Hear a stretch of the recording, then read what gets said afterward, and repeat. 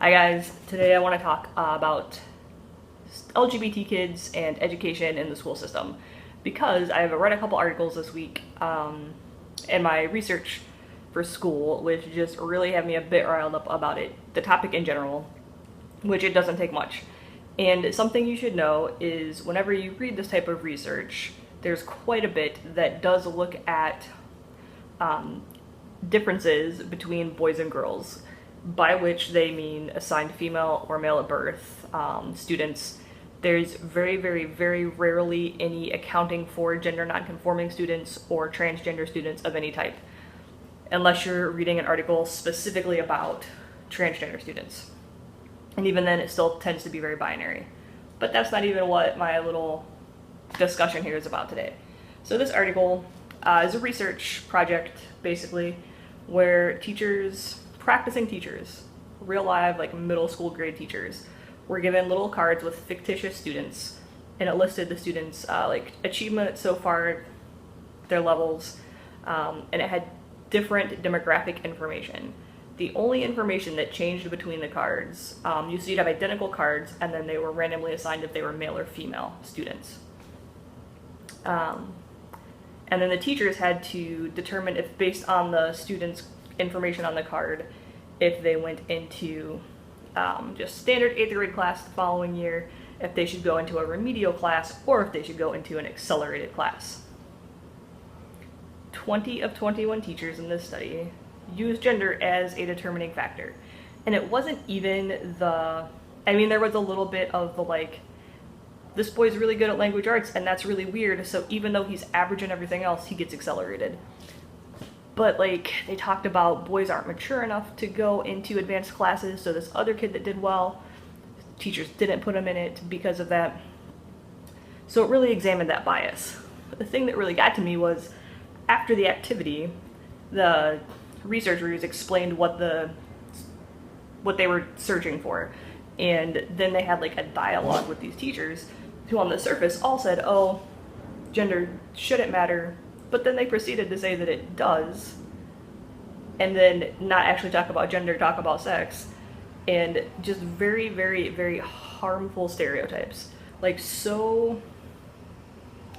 little girls don't like to come sit quietly in class. They would also often like to run around and be crazy like the little boys.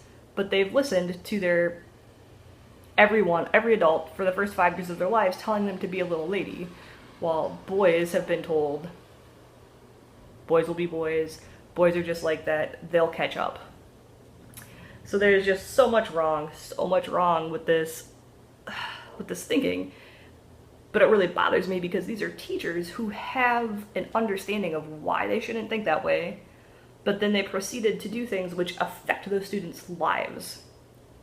Because realistically, if you're tracked in an average math class in 7th or 8th grade, that's going to affect all of your math and probably your science classes through high school, which is going to contribute to your college aspirations, like where you start at.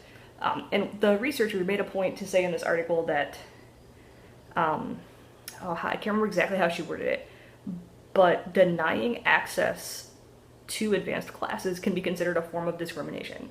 And at the same time, girls who were slightly above average that was just expected to be the norm. It wasn't seen as that they're good and overachieving necessarily, just that that's just what girls do. And so, like, I'm so annoyed even to be on my usual this is so binary, which it was, and is a whole nother topic that I should discuss one day. Alright, so that was the article I read today. The article I read yesterday prompted me to watch a documentary last night, or about 2/3 of a documentary called Valentine Road. And so the article actually had to do with transgender children, or it might have just been LGBT youth, but it specifically mentioned this documentary, which I had never heard of. And I'd never heard of like the situation, which was, I believe in 2008, middle school age kid was shot twice in the back of the head and ended up dying by one of his classmates because the kid was either gay and or transgender. Depending on which classmates and people that they interviewed, they used different terminology. He was assigned male at birth, was still using the name Larry and he pronouns, so that's why I'm using those. And this is something that actually happened not that long ago, but recently enough that just shouldn't be happening in school, in a middle school. But back to the teachers. They interviewed 3 teachers in this documentary. One of them was Larry's teacher, and the other 2 taught the same grade or the same subject or something. So Larry's teacher ended up losing her job over this. She was encouraging of his gender expression, but also not, she just seemed very accepting. And when he first started coming to school wearing makeup, she actually called their district office to see if it was a violation of their uniform policy. The district office said, "Are girls prohibited from wearing makeup?" They weren't, so they said, "You can't prohibit boys." A+ district policy. Treat them the same. But the other 2 teachers that were interviewed, both of them were accepting of this kid Larry on an individual level. They'd had interactions with him, talked about, praise for him as a person, but they were very, very explicit in that they were not comfortable with his overt gender expression being different from the norm. One of them talked about how after this incident, there was they referred to it as a gay pride parade. I suspect that it was more directly related to the incident, but I don't know. And her reaction was, "That's never happened. We've never had that in this town." Small town outside of LA in California, so you would hope would be a little bit more liberal. Clearly not. The other teacher that they interviewed, actually, this is going to be almost verbatim, said that had this kid been in her class, he wouldn't have gotten shot. But her reasoning for that was that she would not have allowed his gender expression.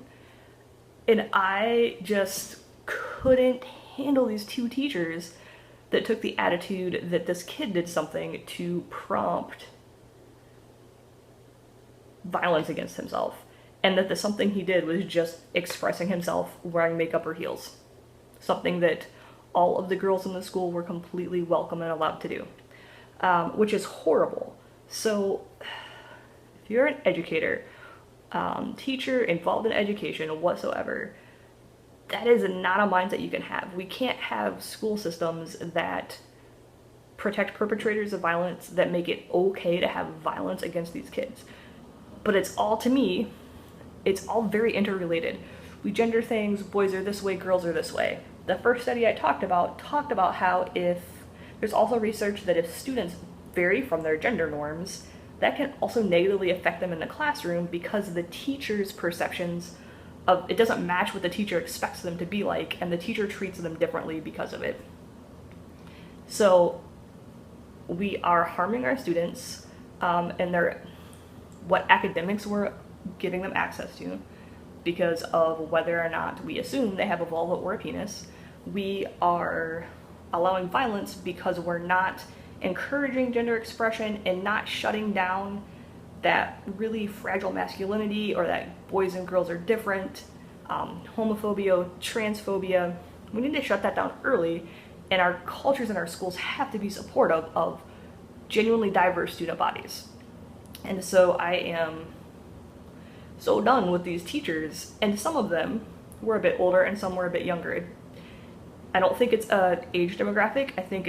I mean, probably a little bit, but at the same time, like, some of these people have only been teaching a few years. They're at the oldest in their early 30s. They're younger than I am.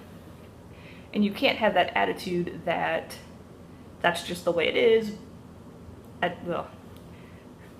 It's just very frustrating. So, what do you guys think? Have you had positive, negative experiences because of your gender and sex in school?